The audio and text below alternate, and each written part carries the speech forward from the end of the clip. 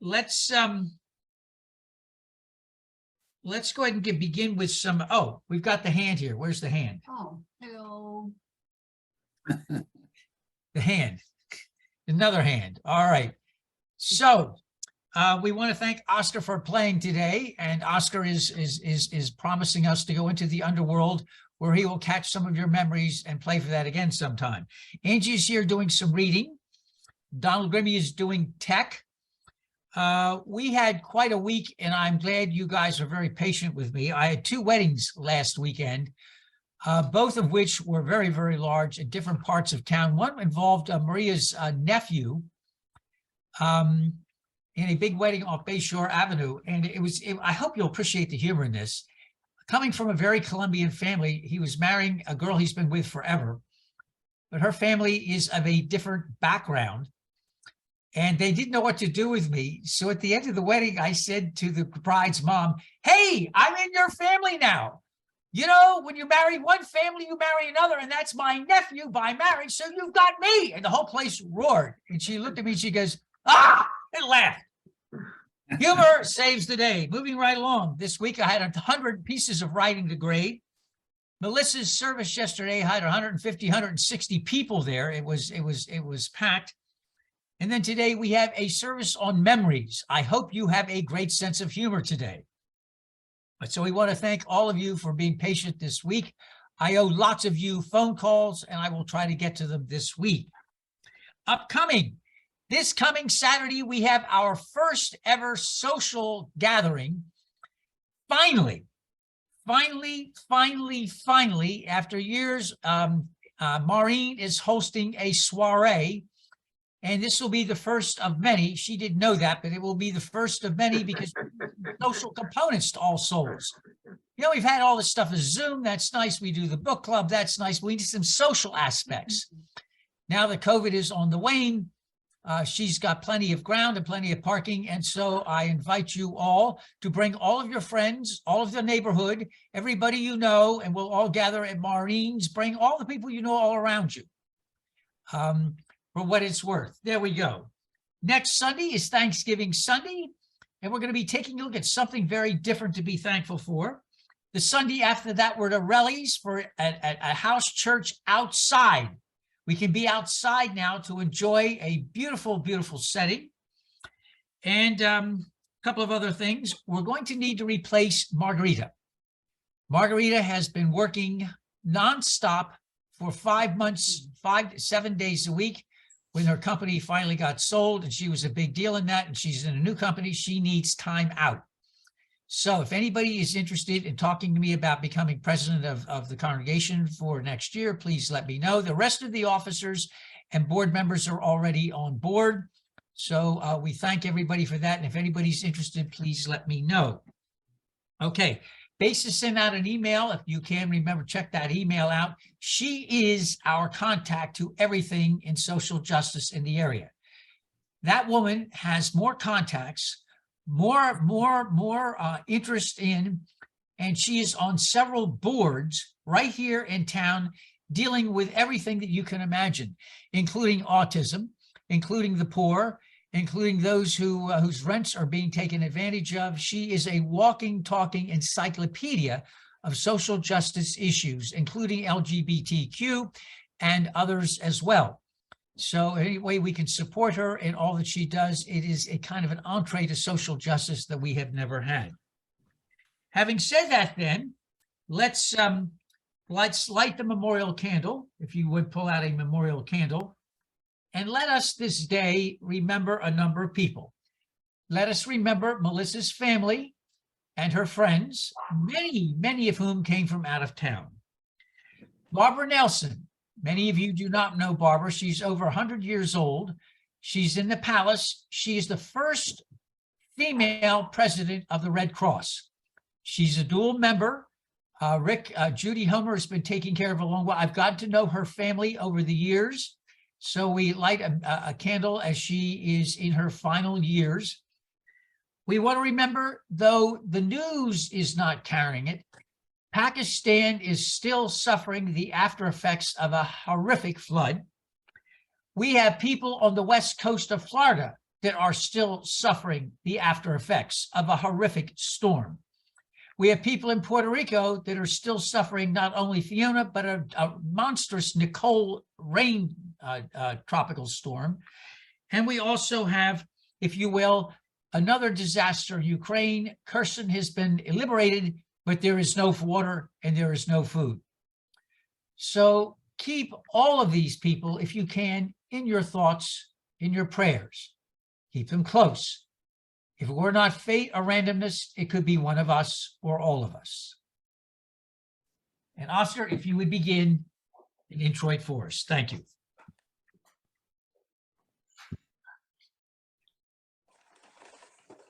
Wow. Never thought Brahms was so cool.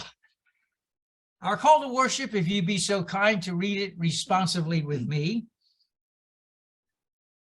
And if Donald would pull it up for us.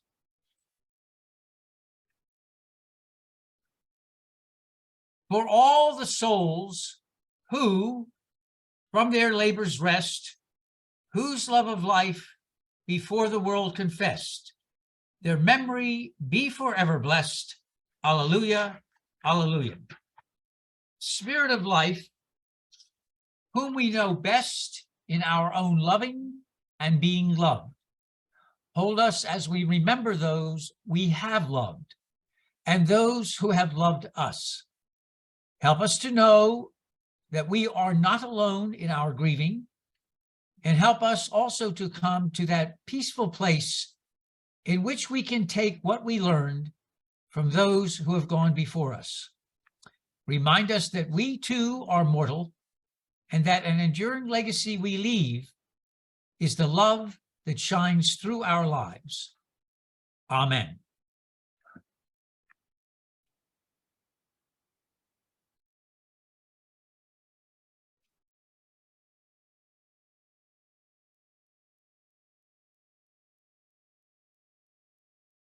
Angie will be reading for us this morning, and Angie's going to be reading a very, very well-known ancient writing from the Roman author Seneca.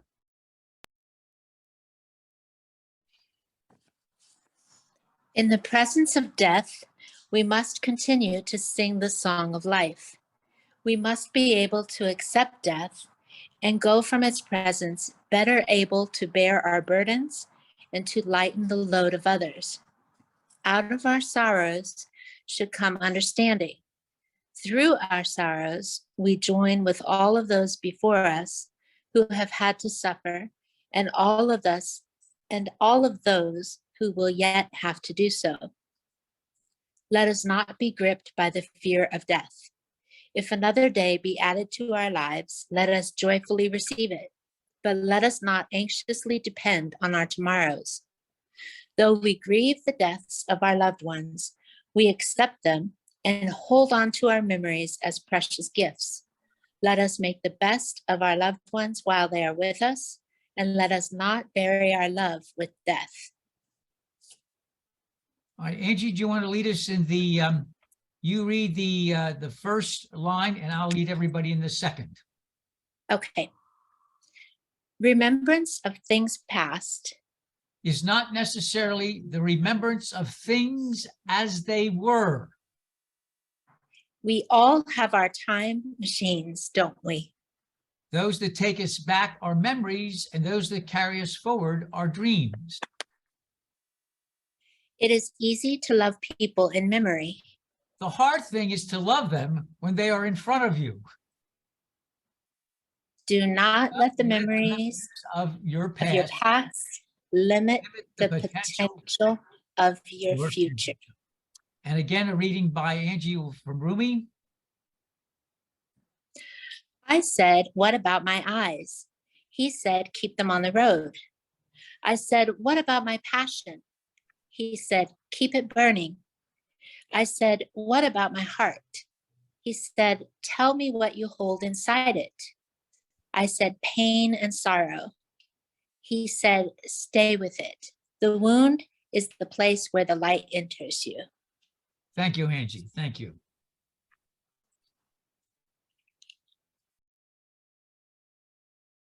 Grant us, we ask, to speak, to hear, and to learn.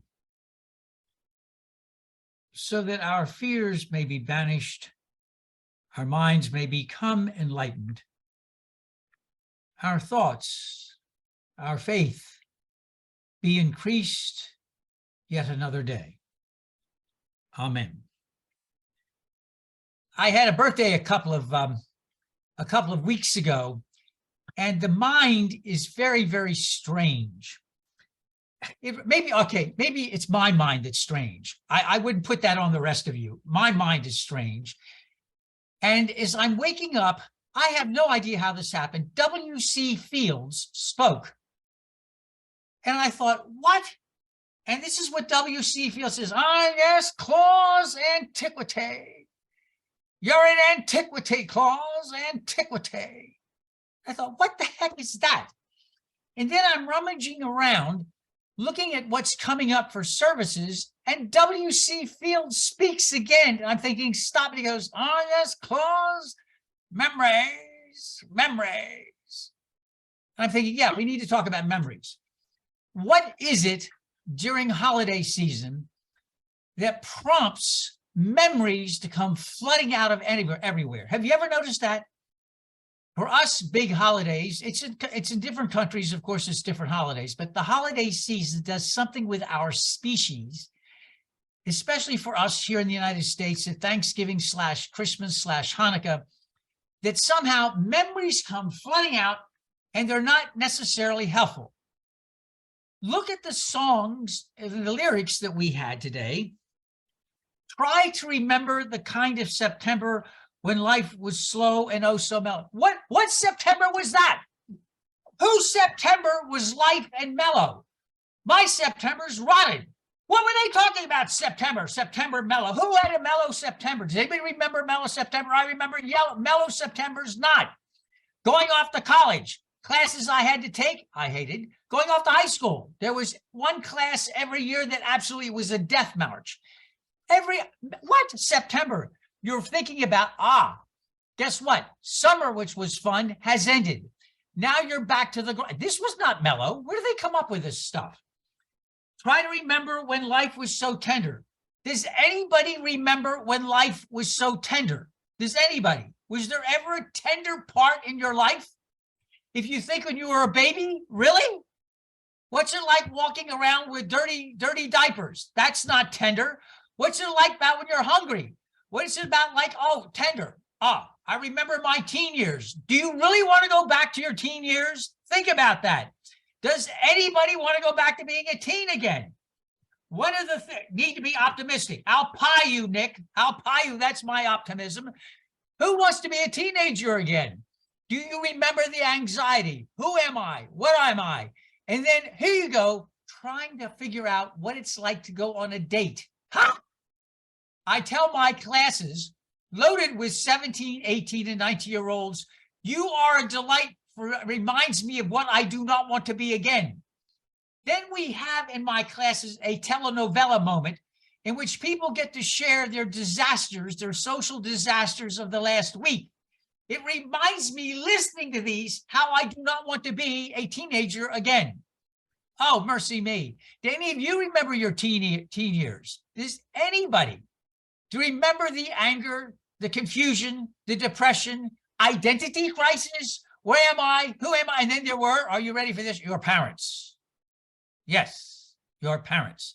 Now, a lot of you got along with your parents. I'm happy for that. I did not. My mother and I could not be in the same room more than 20 minutes, and the apocalypse arrived. People said they wanted to get out of their house when they were ready to graduate from high school. I was ready to get out of the house before high school.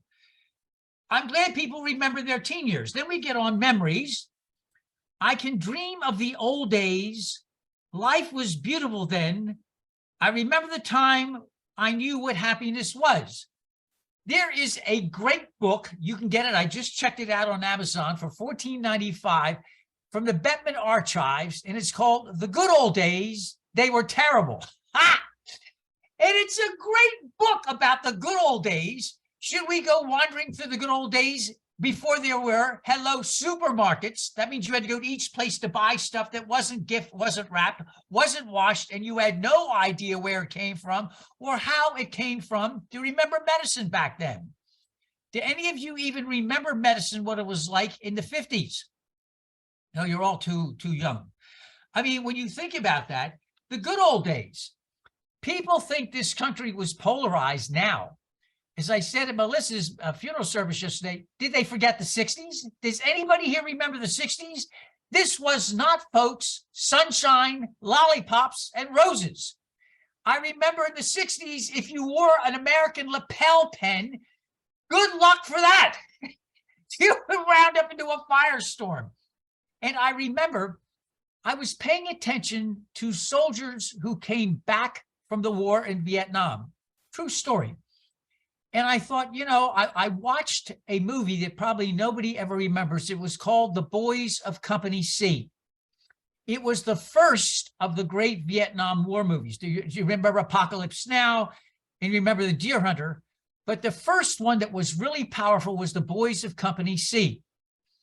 And I went and I saw this, and there was a big, big VA for returning vets right near the church I had in Brookline, Massachusetts. And I spent days there when they had groups, and I listened to the Vietnam vets. And I remember getting up in this august pulpit of the United Parish in Brookline, and I said, you know, if you don't like the war, that's fine. But screaming at 18 and 19 and 20-year-olds who've just come back, facing an unknown country, unknown people, and seeing things blow up in front of them all over the place, people who could not get, hint, hint, hint, of certain presidents, all kinds of discharges and stuff, people who weren't wealthy. Remember the famous song, I'm Not One of the Fortunate Sons? You remember that? From the, yes. And remember the, We Got to Get Out of This Place? Does anybody remember that song? Napalm and everything else is dropping. I said, screaming at a bunch of 19 and 20-year-olds who've just faced hell and back while you've stayed on your comfortable couches and comfortable homes is not a cool way to respond to people. People got really mad at me. They got really mad at me. They were so polarized, they could not even see how you deal with other human beings who faced hell while they were all angry protesting. It was an incredible time. I mean, people think that now it's polarized. If you think about our country, we have an enormously large piece of land. Have you ever looked at the size of the United States? It is enormous. Do you realize that the population of North Dakota, South Dakota, and Wyoming is smaller than the population of Miami-Dade County? You add those three states together and look at the landmass of North Dakota, South Dakota, and Wyoming, and then you look at the combined population, it's smaller than Miami-Dade County. Yes, you can look it up. We are an enormous land filled with all different kinds of people. And I looked at the faces of these groups of people who have been traumatized, post-traumatic stress syndrome from Vietnam, 19 and 20-year-olds. And I'm thinking, you know, if you don't like the war, fine, but you ought to go after the people who decided to go to war and start taking a moment and taking a look at the people who fought the war.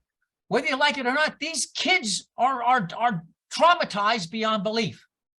And I thought about that. Who here would love to spend a lovely day waking up and they get napalmed because the bombs dropped at the wrong spot, who got ambushed by people you didn't see because you couldn't see them in the foliage? I mean, I can go on and on and on, the horrors of a basic patrol group. Yeah, by the way, I was serious about that. You'd be amazed at the number of times our troops faced friendly fire by mistake. Any of you ever studied the Korean War will find out that happened regularly, where our coordinates were off and our artillery hit our own people. So I'm saying, you know, things have always been polarized. And then I'm listening to Barbra Streisand. Scattered pictures of the smiles we left behind, smiles we gave to one another the way we were. I haven't stopped smiling. What do you mean, what smiles we left behind? Who stopped smiling? Can I see some smiles here? Grimmy, give me a smile, both of you. Angie, give me a smile. Let me see some smiles here. What is this smiles we left behind? What are these people talking about? You grew up and that's it? You stopped smiling? Who writes these things? But this is what happens when we have holidays. We have memories. And did you remember the response of reading? Listen to this. Remembrance of things past is not necessarily the remembrance of things as they were. Oh, that's annoying. Here's another good one. It's easy to love people in memory. The hard thing is to love them when they are in front of you. Now, I thought I would do us all a favor, since I'm such in a crabby mood here, according to Nick, since I'm being this way. I made a list of the kinds of things that zap all of us. And by the way, this includes me too. Of the kinds of things that come out of random. Have you ever noticed memories can be random? Have you ever noticed that? You can be minding your own business and something will come out of nowhere and you want to know why? Does that ever happen? I cannot believe I'm the only one that's happened to. Okay, here we go. People. Everybody here has had people you've loved, right? People you have loved. I mean that in the past tense. I remember there was somebody that I went out with when I was long ago, and they said, why didn't you marry me? I said, you really want to know? I said, because I would not want to, I wanted to spare you the life I was going to be living. You deserve better. She said, that's why? I said, yes. I mean, you know, who wants to be a preacher's wife? Seriously, have you ever thought about that? Now, Maria, before you, I have to give it a caveat here. When Maria and I got married, I was not ever thinking of going back in the ministry. I was done. Never did I expect an All Souls to come along the way. And she and I had a talk, and I said, Maria, you do your thing. This is not something you married. This is not something you engaged in. You have your own life. You make your choices as you see fit, but you do not have to tag along with me with this, with what I do here. This is before your time. I would not ask you to ever be involved with this. So when you see Maria, this is of her own choice.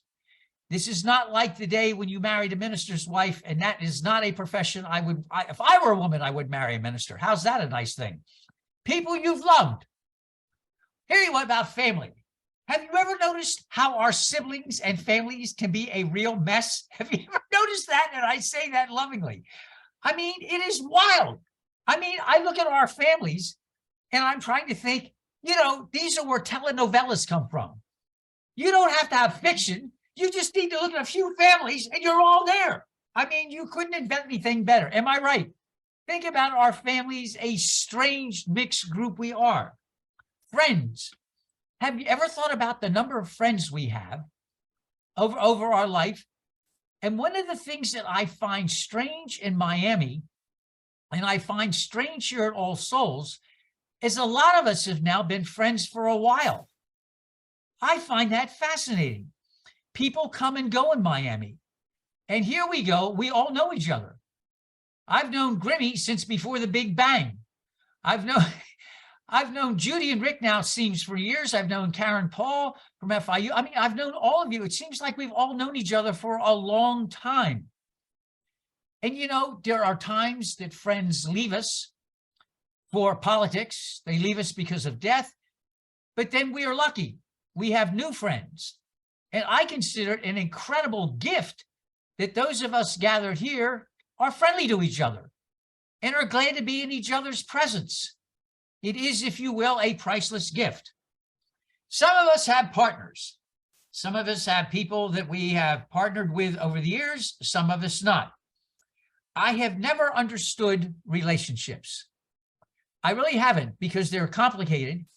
And there are people who you would think would make a marvelous match, and they're awful.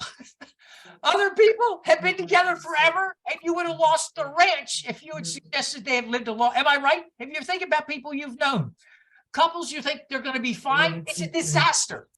Other people who have absolutely nothing in common, and what happens? They're together for 20, 30, 40 years. I don't understand how things work. There are people you have loved, and it did not work out. You know that, and I know that. People you have loved and people it did not work out. You have people you've not loved. Have you ever met somebody you just didn't like? And the answer is we all have. We all have. There are people who've passed on. And I think one of the things that I said yesterday, and I mean this seriously, one of the gifts, by the way, that can be a pleasant memory is remembering people that were close to us and we're glad we still have their memories. I mean that in a good way. There are people who inspire us. One of the things that my colleagues say to me all the time, you're having too much fun at All Souls. Now think about that. You're having too much fun. And I said, well, one of the reasons is people give me ideas all the time. I said, people are continually give me ideas. People are continually teaching me. I said, I'm not left out there on my own. I'm surrounded by people that we work together as a group. I'm not isolated. One of the problems that ministers have, regardless of denomination, is to get isolated very quickly. You have never left me isolated. I feel as if I'm always in the mix of things, and that is unique and unusual. There are people who don't inspire us. And my suggestion is when people don't inspire us, it's time to move on. There are places you and I remember in our memories. There are certain times in which we have lived that we remember in our memories. There are things, ideas and things we remember. I don't know if you have any kinds of things that you remember. Do any of you have cars that you remember that were special? I had an MGB GT sports car. What I got was getting my doctorate. I was going from Fall River, Massachusetts to Boston, 62 miles each way, and I needed something bizarre. And I got an old MG, it was brand new then, an MG sports car, and hot-footed it up back and forth for 2 years through snow, heat, and everything else. It was a blast. It was a fun, silly thing. But if I was going to go through traffic, I wanted to be fun and silly. And there are events we remember. All of these we remember. Memories that you and I share can overpower our holidays. They can overpower the holidays. They can overpower the holidays in a bad way. And everybody here has that happen, I'm sure. You have had a holiday come up and a memory's come there and it's put a real cloud over everything you do. I'm sure that's happened. Out of randomness. There are things that we remember that are not good for us. Everybody here has had anger. Everybody here has had resentment. And a lot of times our memories are bad memories. We're angry at people. We're angry at places. We're angry at behavior. We're angry at choices we made. We're angry at people's choices about us. And everybody here has been wronged many times. You know that, and I know that. We all have a big list of how nasty people have been. Unfortunately, that seems to be part of the tableau of life. And the number one reason why people relapse in any kind of addiction is, drum roll, resentment. Resentments. And resentments can come flying at us at the holidays, in memories. Then, of course, there are the false narratives. We tend to remember things as we would like to remember them, but not necessarily as the way we are. Pat Kincaid's mother has a quote I hope you will all remember. Listen to this. This is worth the whole sermon. You ready? Comparison is the thief of joy. Think about that. Comparison is the thief of joy. Think about that. You start comparing things and something you think was really great, you start comparing it and their joy goes out the window. So we've got memories. We've got memories, and I'd like to end on a note that probably is different than what you would expect. I think we've looked at memories the wrong way. I think what we need to do is see that memories are to be blessed, both good and bad, because they have made us exactly who we are right now. Everything that everybody is right now looking at this screen is a result of the memories and things they have lived through. You have all survived resentments. You've all survived health issues. You've all survived relationship issues. You've all you have survived life.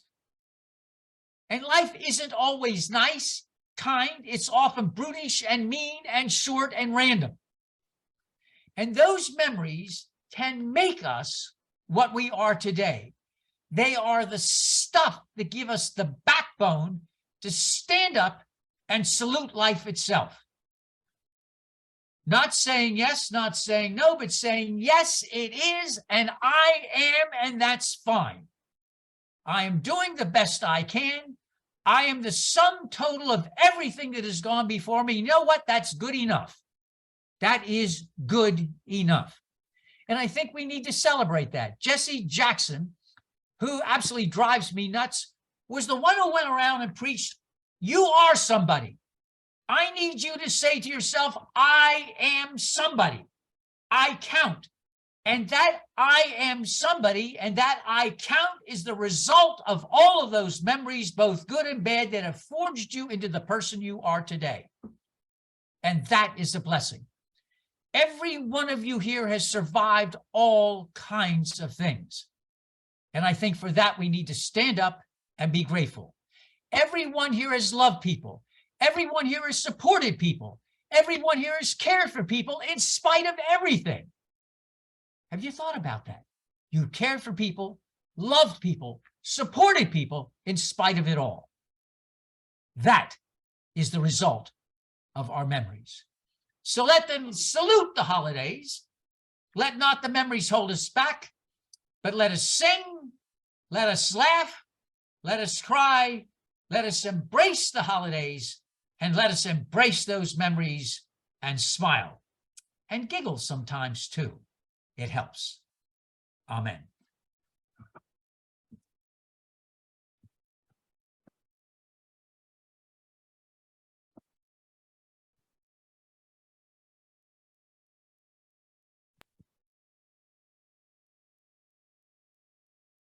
At a time of incredible diversity and angst and division in our country, the idea of having a simple meal of kindness and welcome is most appropriate.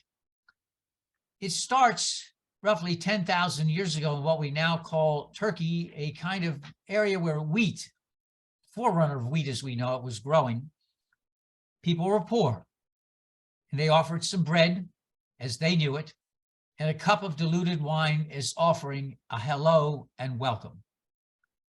And so it passed down to the Hittites, to the Canaanites, and to those who would settle and also become later on known as Israel. And an heir to all of that was a humble carpenter's family in Nazareth, the eldest son named Yeshua, who would go on and teach. And he too would carry on the tradition of a simple bread and cup. And so in that tradition, we offer bread and cup to one and all. We don't care your gender. We don't care your politics. We don't care anything that tries to divide. We do care to offer welcome and love and hope that you will break bread with us. And if breaking bread physically doesn't work, we ask you to break bread with us spiritually in saying the following words. And if you would repeat after me.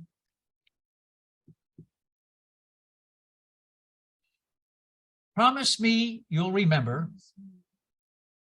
You are braver than you believe, stronger than you seem, and smarter than you think.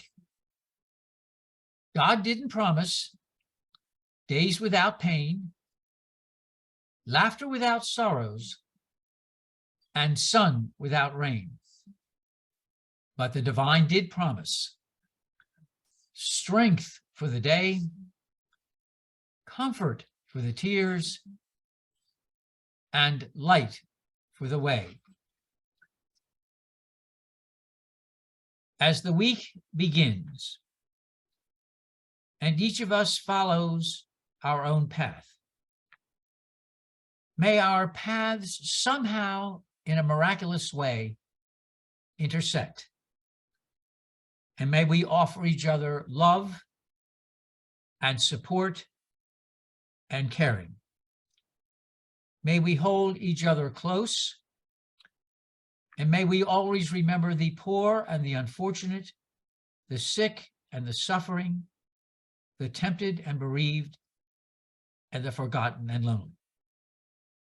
Amen.